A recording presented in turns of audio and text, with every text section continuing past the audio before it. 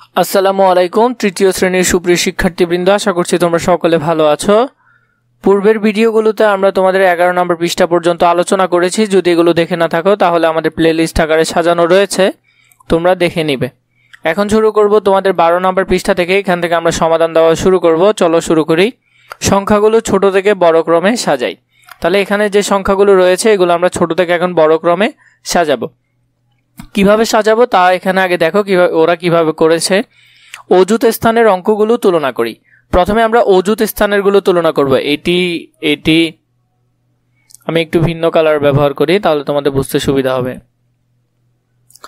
এখানে প্রথম 3 এবং এখানেও 3, এখানেও 3, এখানেও 3, তাহলে এখানে সবগুলো অযুতে রয়েছে, একই 3 রয়েছে। তাহলে এখান থেকে আমরা তুলনা করতে পারতেছি না। এরপর আমরা হাজারের স্থানীয় অঙ্ক তুলনা করি। দেখো এরপরে রয়েছে, প্রথমটিতে রয়েছে 7, পরেরটিতে রয়েছে 8, এরপরেরটিতে 7, এরপরেরটিতে 9। তাহলে আমরা চাইলে এভাবে করে এগুলোকে সাজাতে পারি। এরপরে দেখো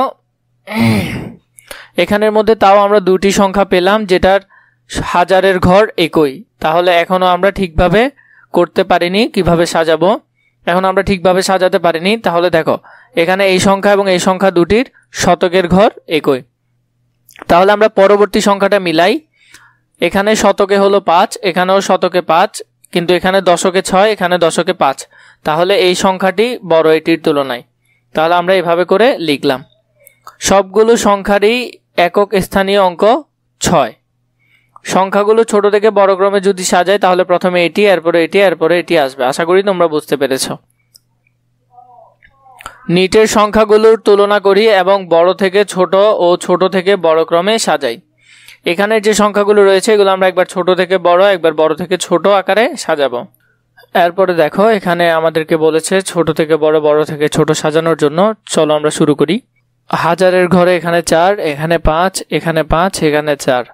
তাহলে আমরা দুটি সংখ্যা পেলাম। এখানে প্রথমে এই দুটির মধ্যে কোনটি ছোট আমরা সেটি একটু দেখে নিই। এই সংখ্যা এবং এই সংখ্যার মধ্যে দুটির হাজারের ঘর হলো 4।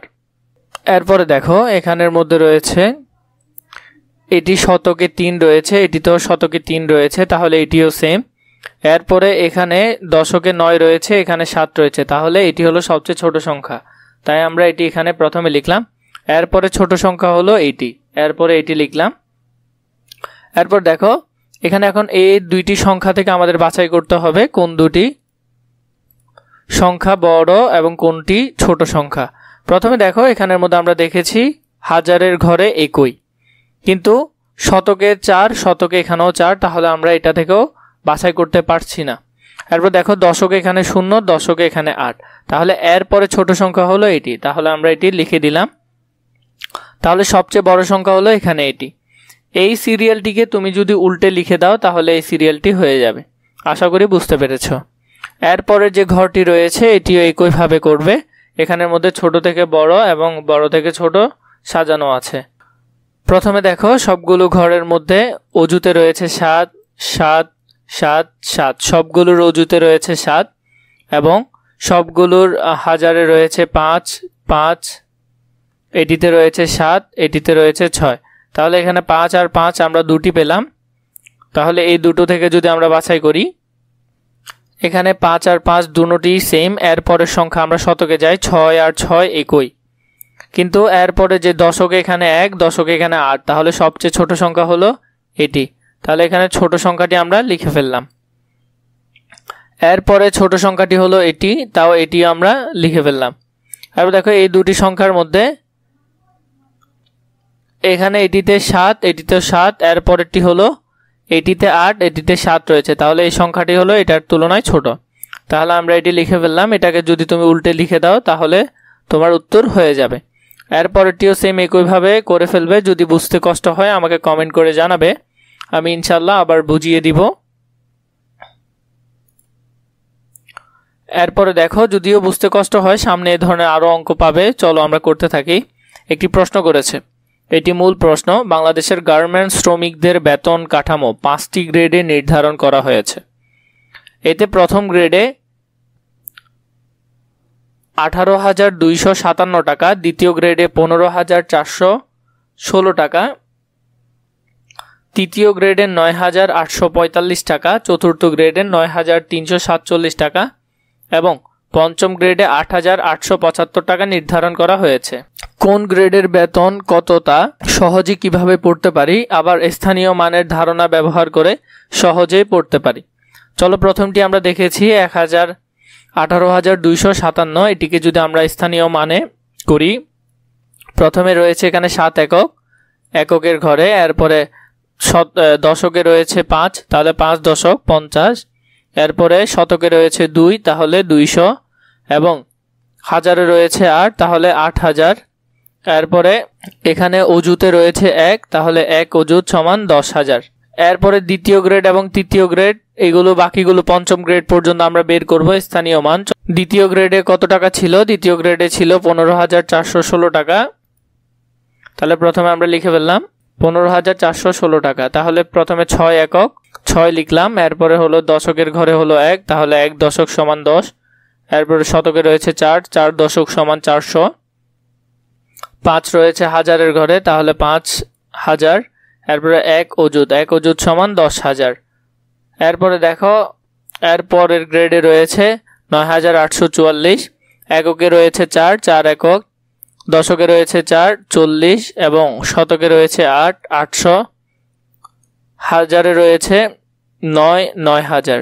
এটি আমরা করলাম। এরপরের গুলো তোমরা একটু দেখে নিও, আশা করি তোমরা এগুলো পারবে। এরপর দেখো কি বলেছে, সংখ্যাগুলোকে প্রতীক ব্যবহার করে ছোট থেকে বড় এবং বড় থেকে ছোট ক্রমে সাজাও। এখানে যে সংখ্যাগুলো রয়েছে এগুলোকে আমরা একবার ছোট থেকে বড়, আবার বড় থেকে ছোট ক্রমে সাজাবো। প্রথমে দেখো সংখ্যাগুলোর মধ্যে এখানে আমরা ছোট থেকে বড় সাজাই, প্রথমে ছোট বাছাই করব।